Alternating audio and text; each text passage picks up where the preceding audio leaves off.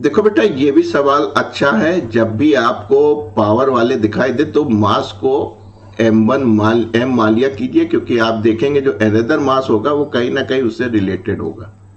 तो शुरू में डेटा मत रखा कीजिए। जैसे आपने कहा साहब एक पार्टिकल है हमारे पास, जिसको आपने m1 कहा, इसको आपने m मान लिया, ठीक।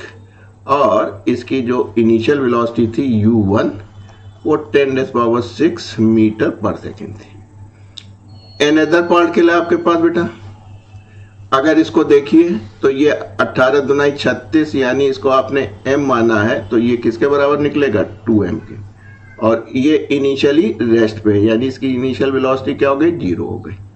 At the time of collision, आप कक्षा 11 के विद्यार्थी हैं, कुमार मित्तल लगा रहे हैं तो आपको इलास्टिक ही कोलिजन मिलेगा। एस सी वर्मा लगाएंगे कंसेप्ट ऑफ फिजिक्स, जो भी मैंने सॉल्व कर रखी है आप देख सकते हैं प्लेलिस्ट में जाके, वहां पे इतना हेड ऑन कोलिजन और इलास्टिकली नहीं मिलेगा। इलास्टिक की मतलब है 1।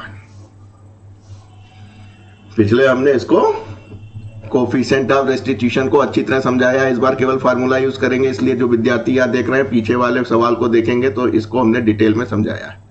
फाइंड द वेलोसिटी, आपने कहा ये बिफोर था कोलिजन से, ये एट द टाइम था, और आफ्टर आपने माना कि ये साहब इधर चल दिए और ये जो थे जो 2m थे b2 चले गए।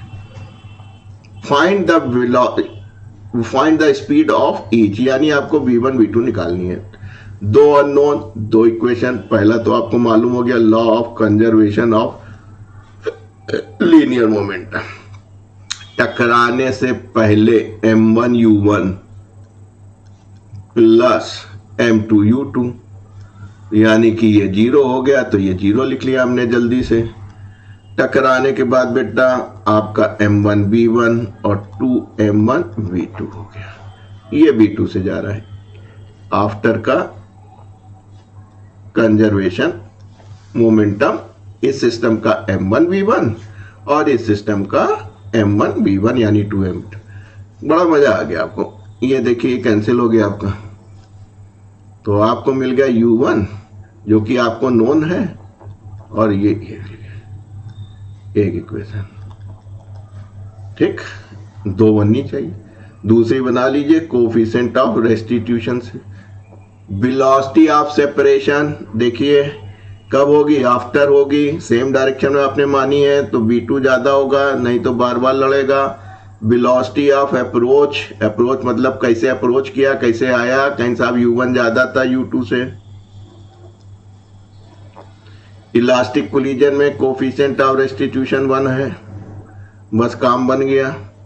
क्योंकि ये 0 था तो आप कहेंगे कि सर v2 माइनस v1 बराबर u1 इज इक्वल टू 1, या आप कह देंगे कि सर ये जो u1 है वो v2 माइनस v1 के। अब बेटा हमसे ना करवाओ, दो इक्वेशन है, दो अननोन है। u1 तो मालूम ही है 10⁻⁶, क्या v1 v2 नहीं निकाल पाओगे? कुछ नहीं, केवल ऐड कर दो। जैसे ही ऐड करोगे तो ये गायब हो जाएगा। ये क्या हो जाएगा, 2u1 इज इक्वल टू, ये बेटा 2 है और ये 1 है तो ये हो जाएगा 3v2। तो v2 निकल आया आपका 2/3 u1। अब सॉल्व करते रहना। अब देखिए इससे निकाल सकते हैं v1, यही टेक्निक है, हर जगह लगेगी। तो v1 को इधर ले आइए तो v2 माइनस u1 लगा लीजिए।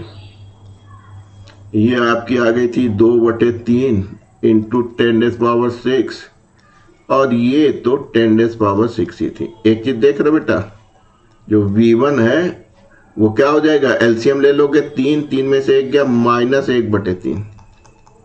इसका मतलब समझ रहे हो कि हम तो मान रहे थे कि तुम बेटा इधर जा रहे हो, लेकिन हकीकत में ये इस डायरेक्शन में आएगा।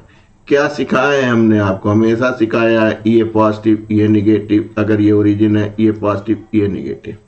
तो आपका निगेटिव आया है तो इसका मतलब क्या आया, ये पलट के यहाँ पे जब कोलिजन हुआ है तो देखिए ये भारी था, ये तो अपना आगे चला गया, मोमेंटम ट्रांसफर कर दिया, लेकिन चूंकि ज्यादा मोमेंटम था इसलिए जो है बैक डायरेक्शन में आ गया। तो हम मान के चले थे कि v1 आगे जा रहा है। तो हम कुछ भी मान लें, उसी पे आप टिक रहिए, लेकिन आपका उत्तर हमेशा सही निकलेगा, क्योंकि आपको डायरेक्शन कहां से मिलेगी, इस प्लस इस माइनस से। अगर पॉजिटिव आता तो ये भी उधर चला जाता, क्योंकि निगेटिव आया है, हमने इधर माना है, और निगेटिव आया है तो इसका मतलब ये वापस आया। वो आना भी सही चाहिए, क्योंकि वो हैवी से टकराया था।